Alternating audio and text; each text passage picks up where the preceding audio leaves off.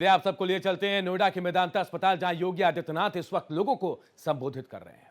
प्रदेश के अंदर अन्य तमाम प्रकार की सुविधा के साथ ही आज की आवश्यकता क्या है।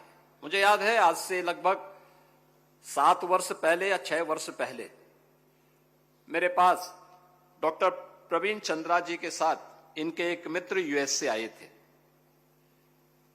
मैंने परिचय लिया तो उन्होंने कहा मैं तो उत्तर प्रदेश से ही पढ़ा हूं। तो मैंने कहा उत्तर प्रदेश का? उन्होंने कहा मैं आईआईटी कानपुर से हूं। तो मैंने कहा यूएस में क्या करते हैं? उन्होंने कहा मैं यूएस में कार्डियोलॉजिस्ट हूं। मैंने कहा आईआईटी कानपुर के प्रोडक्ट हैं, वहां कार्डियोलॉजिस्ट हैं? उन्होंने कहा हाँ, वहां मेरी रुचि थी। डॉक्टर प्रवीण चंद्रा को मैं देखता था कि ये कार्डियोलॉजिस्ट हैं, तो मैं भी क्यों नहीं कार्डियोलॉजिस्ट बन सकता हूं। और मैं वहां पर कार्य कर रहा हूं। मैंने वहां डिग्री ली। डिग्री लेने के बाद फिर मैंने इस दिशा में काम करना प्रारंभ किया।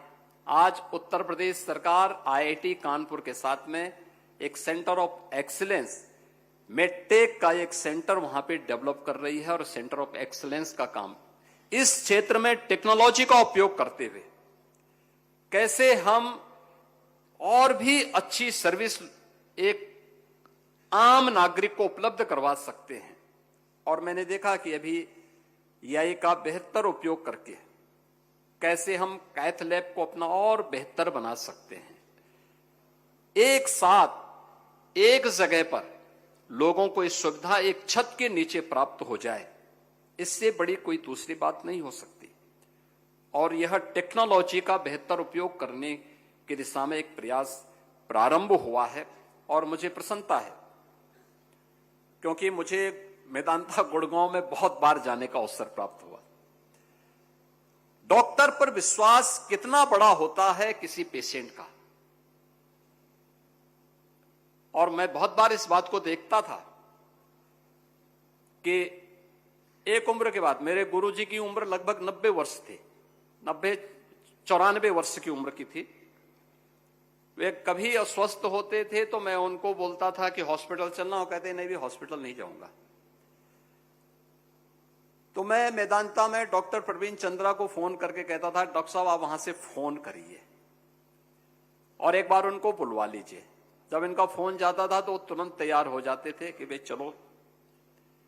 वहां जाते थे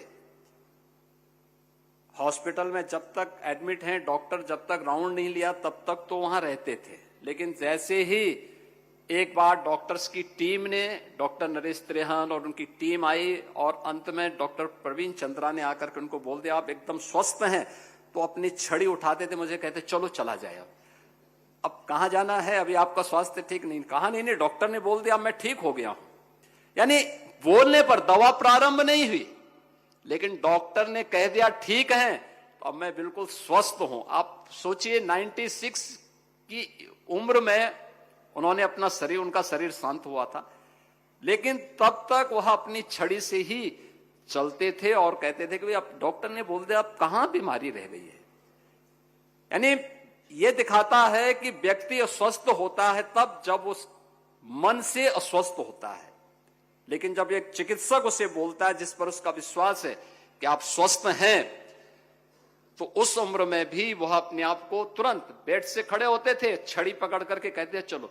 मुझे बड़ी मेहनत करनी पड़ती थी और मैं प्रयास करता था कि बाकी डॉक्टर राउंड ले लें, लेकिन डॉक्टर प्रवीण चंद्रा बाद में आए, जब उन्हें यहां से डिस्चार्ज करना हो तो उस समय वे यहां पर आए, उससे पहले चुपचाप एक बार देख करके और वो करें। क्योंकि वे आते थे तो ये बोलते थे कि आप तो स्वस्थ हो गए, तो इसी में उनको ये लगता था कि अब तो मुझे कोई बीमारी है ही नहीं, तो फिर मैं यहां रह के क्या करूंगा।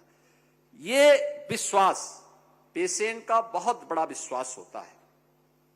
हमें देखना होगा कैसे हम टेक्नोलॉजी का उपयोग करके और भी दूर दराज के क्षेत्रों में, जैसे कोविड कालखंड में हम लोगों ने उस समय वर्चुअल आईसीयू प्रारंभ किया था। हब एंड स्पोक मॉडल पर वो प्रारंभ हुए थे।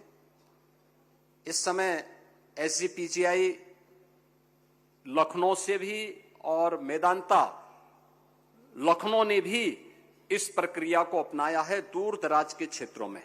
और खासतौर पर पहले चरण में वर्चुअल आईसीयू के माध्यम से वहां की टीम का प्रशिक्षण देने के साथ ही प्रतिदिन इन लोगों के द्वारा उनके साथ जुड़ाव होता है और उनकी सर्विसेज वहां पर दी जा रही हैं। टेली कंसल्टेशन की सुविधा, दूर में बैठे हुए, अक्सर हम देखते हैं, हम लोग केजीएमयू में जाते हैं, देखते हैं एक दिन में जो वहां की ओपीडी पर डे की होती है और 10,000 12,000 लोग लाइन में लगे हैं। अब जिसको सर्दी जुकाम है, सामान्य वायरल फीवर है, टेली कंसल्टेशन की सुविधा देकर के हम उसको इस हॉस्पिटल आने से उसके खर्चे को भी रोक सकते हैं और साथ साथ जिन मरीजों को आवश्यक हो उन्हीं को हॉस्पिटल तक लाने और उन्हें बेहतर कंसल्टेशन वहां पे डॉक्टर फिजिकली दे सकता है।